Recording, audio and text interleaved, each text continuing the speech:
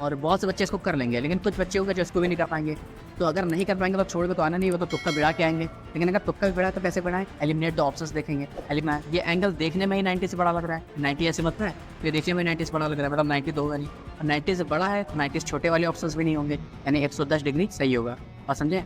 तो ऐसे हमको ऑप्शंस को एलिमिनेट करना है, ऐसे। तो नमस्कार छात्र और छात्राओं, कैसे हो? उम्मीद करेंगे बढ़िया ही होगे। ठीक है, तो पिछली वीडियो में मैंने बताया था कि कैसे एग्जाम्स में आंसर्स को आंसर शीट्स में लिखना चाहिए, क्या स्ट्रेटेजी रहना चाहिए, कैसा माइंडसेट रहना चाहिए और कैसा स्पीड रहना चाहिए, जिससे कि हम लोगों को एग्जाम टाइप पे हो जाए।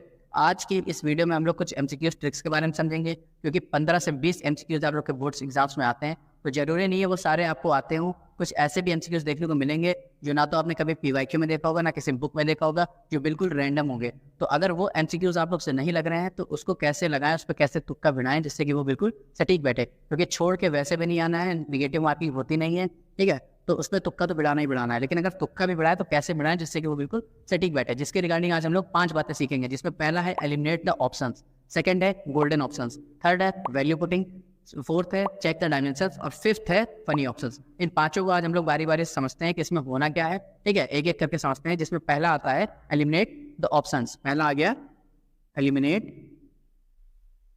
The options. ठीक है, ऑप्शंस को एलिमिनेट करना है, कैसे करेंगे?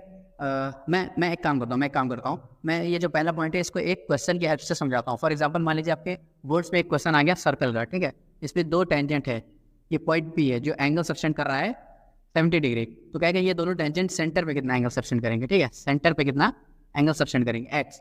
और ऑप्शन आपके पास दे रखा है, option A 110 degree, option B 90 degree, option C 80 degree और ऑप्शन डी 70 डिग्री। तो आप में से बहुत से बच्चे ऐसे होंगे जो इसको कर लेंगे, क्योंकि ये तो बहुत ही लो ग्रेड का क्वेश्चन हो गया। ठीक है, ऐसा क्वेश्चन आएगा भी नहीं, और आ गया तो फिर समझ लीजिए पेपर बहुत ही ईजी है। ठीक है, और बहुत से बच्चे इसको कर लेंगे, लेकिन कुछ बच्चे होंगे जो इसको भी नहीं कर पाएंगे। तो अगर नहीं कर पाएंगे तो छोड़ के तो आना नहीं, वो तो तुक्का बिड़ा के आएंगे। लेकिन अगर तुक्का भी बिड़ा तो कैसे बिड़ाएं? एलिमिनेट द ऑप्शंस देखेंगे। एलिमिनेट करेंगे हम लोग ऑप्शंस को, कैसे करेंगे? देखिए, जो एंगल निकालना है पहले इसको देखना है। ये एंगल देखने में ही 90 से बड़ा लग रहा है, 90 ऐसे लगता है, फिर देखने में 90 से बड़ा लग रहा है, मतलब 90 तो होगा नहीं। और 90 से बड़ा है तो 90 छोटे वाले ऑप्शंस भी नहीं होंगे, यानी 110 डिग्री सही होगा। और समझे? तो ऐसे हमको ऑप्शंस को एलिमिनेट करना है। सेकंड हम लोग के पास आता है गोल्डन ऑप्शंस। सेकंड आता है गोल्डन ऑप्शंस। कुछ ऑप्शंस ऐसे भी होते हैं जो बिल्कुल गोल्डन होते हैं। फॉर एग्जांपल, अगर आप लोग पीवाईक्यू और बुक्स वगैरह सॉल्व कर रहे होंगे तो उसमें जो क्वेश्चंस देखे होंगे, तो उसमें कुछ ऐसे भी क्वेश्चंस मिले होंगे जिसमें 3 ऑप्शन दे रखा है और फोर्थ कह देते हैं ऑल ऑफ द अबव या ऑल ऑफ दीज। ठीक है, ऐसे क्वेश्चंस होंगे ना जिसमें फोर्थ ऑप्शन हो जाता है ऑल ऑफ द अबव या ऑल ऑफ दिस करके आता है, तो 99% केसेस में यही ऑप्शन सही होता है। इसकी प्रोबेबिलिटी बहुत हाई रहती है। ठीक है, आप लोग अगर देखे होंगे पीवाईक्यू वगैरह में, तो इस पर अगर आप ध्यान दिए होंगे तो ये बिल्कुल सही होता है। ठीक, तो अगर ऐसा कोई क्वेश्चन आ रहा है जिसमें 3 ऑप्शन दिया है, तो फोर्थ में अगर ऑल ऑफ द अबव या ऑल ऑफ दीज ऐसा कुछ दे रखा है जिसको हम लोग बोलते हैं गोल्डन ऑप्शंस, तो उस पर आग बंद करके टिक कर देना है अगर वो नहीं आ रहा है। ठीक है, तो इसमें 99% केसेस में यही सही होगा, जिसको हम लोग कहते हैं गोल्डन ऑप्शंस। थर्ड हम लोग के पास आता है वैल्यू पुटिंग। थर्ड आता है वैल्यू पुटिंग। वैल्यू पुटिंग क्या होती है, समझे? अब देखिए, ये जो वैल्यू पुटिंग है, जो थर्ड पॉइंट है, इसको ज़्यादातर लोग कॉम्पिटेटिव एग्जाम्स में ज़्यादा यूज़ करते हैं। IIT, JEE, नीट और वनडे एग्जाम जैसे ये हो गए, इसमें ज़्यादा यूज़ करते हैं क्योंकि ये टाइम थोड़ा कम लेता है। ठीक है, इसमें करना क्या है, मैं इसको भी एक क्वेश्चन की हेल्प से बताता हूँ। ठीक है, सुनिए, मैं एक क्वेश्चन ले लेता हूँ। क्या ले लूँ? ठीक है, for what value of alpha, 3 sin alpha minus 4 sin cube alpha equals to 1। Alpha के किस वैल्यू के लिए 3 sin alpha minus 4 sin cube alpha 1 होगा?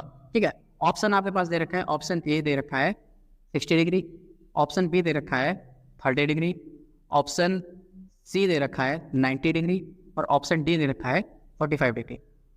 तो बहुत से बच्चे ऐसे होंगे जिसको पूरा सॉल्व करेंगे फिर अल्फा की वैल्यू निकालेंगे, तो ये नहीं करना है। अगर टाइम नहीं है आपके पास तो ये बिल्कुल नहीं करना है। सीधे क्या करना है, थर्ड पॉइंट को यूज करना है, वैल्यू पुटिंग। क्या करेंगे, जो भी ऑप्शंस दे रखा है इसको बारी बारी से पुट करेंगे अल्फा की जगह। फॉर एग्जांपल, ए क्या दे रखा है, पहले ऑप्शन ए लेंगे 60 डिग्री, और जहाँ जहाँ अल्फा है वहाँ 60 डिग्री पुट करके सॉल्व करेंगे इस इक्वेशन को, और सॉल्व करके देखेंगे क्या ये इक्वेशन 60 डिग्री रखने पे 1 दे रहा है कि नहीं।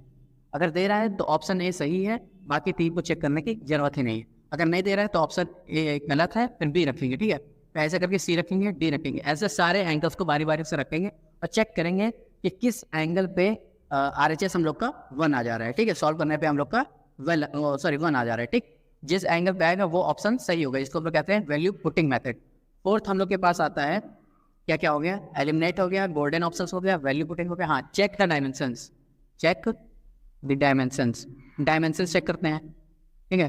कैसे करते हैं बात समझिए। देखिए फॉर एग्जांपल आपके मान लीजिए बोर्ड्स में क्वेश्चन आ जाए मेंसुरेशन से या सरफेस एरिया वॉल्यूम से, ठीक है। और क्या देखिए मान लीजिए एक एग्जांपल ले लेते हैं, 3 सेंटीमीटर का एक रेडियस है और कहेगा कि इसका वॉल्यूम निकालो। तो आप लोग को पता होगा वॉल्यूम जो भी निकलता है वो आपका यूनिट के क्यूब में होता है। फॉर एग्जांपल अगर 3 सेंटीमीटर की रेडियस है तो जो भी वॉल्यूम आएगा वो सेंटीमीटर क्यूब में आएगा। ऐसे अगर मीटर में रेडियस दे रखा है तो जो भी वॉल्यूम आएगा वो मीटर क्यूब में आएगा, ठीक है। तो यूनिट को आपको चेक करना है, ठीक है, डायमेंशंस को चेक करनी है, ठीक। तो आपको पहले जो भी क्वेश्चन होगा उसमें आपको पहले सबसे पहले ऑप्शंस को देखना है।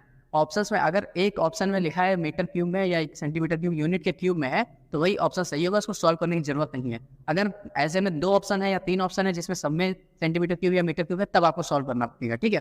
फोर्थ तो हो गया। फिफ्थ आता है हम लोग का फनी ऑप्शंस। फनी ऑप्शंस ये ज़्यादातर एग्जामिनर्स और जो पेपर सेटर्स होते हैं वो इसको ज़्यादा यूज करते हैं कि मान लीजिए उनको क्वेश्चन वो रखे और 3 ऑप्शन उन्होंने दे दिया, फोर्थ उनको कुछ समझ में नहीं आ रहा तो कुछ ऐसा फनी ऑप्शन डाल देते हैं, ठीक है। मतलब पेपर बनाने के लिए कुछ फनी ऑप्शन डाल देते हैं जिसमें बहुत से बच्चे धोखा खाते हैं। फॉर एग्जाम्पल अगर मैं बात करूँ, ठीक है, एक एग्जाम्पल ले लेते हैं। ऐसा क्वेश्चन आएगा भी तो नहीं, लेकिन मैं एक एग्जाम्पल ले रहा हूँ कि मान लीजिए क्वेश्चन कह दे कि इंडिया में ऐसा कौन सा शहर है जिसे नवाबों के शहर से जाना जाता है। ऑप्शन दे दें लखनऊ, मुंबई, जयपुर, लाहौर। तो लाहौर तो फनी ऑप्शन हो गया ना, लाहौर पाकिस्तान में रहने के लायक नहीं है तो इंडिया में क्या ही रहेगा, बात समझ रहे हैं। तो ऐसे फनी ऑप्शन से थोड़ा बचना है, ध्यान पे इसमें मतलब भटकने ना पाए, क्योंकि बहुत से बच्चे होते हैं जो सोचते हैं ये थोड़ा यूनिक लग रहा है यही ऑप्शन सही होगा, तो इन फनी ऑप्शन से बचिएगा, ठीक है। तो इन 5 को अपने ध्यान में रख लीजिए, अच्छे से इसको बैठा लीजिए और इन 5 को आप अपने ध्यान में बैठा करके अगर एमसीक्यू सॉल्व करेंगे तो गलत नहीं होगा, उसकी गारंटी मैं ले रहा हूँ, ठीक है। बाकी अच्छे से पढ़िए, कोई डाउट होगा तो तुरंत बताइएगा, ठीक है। मिलते हैं नेक्स्ट वीडियो में।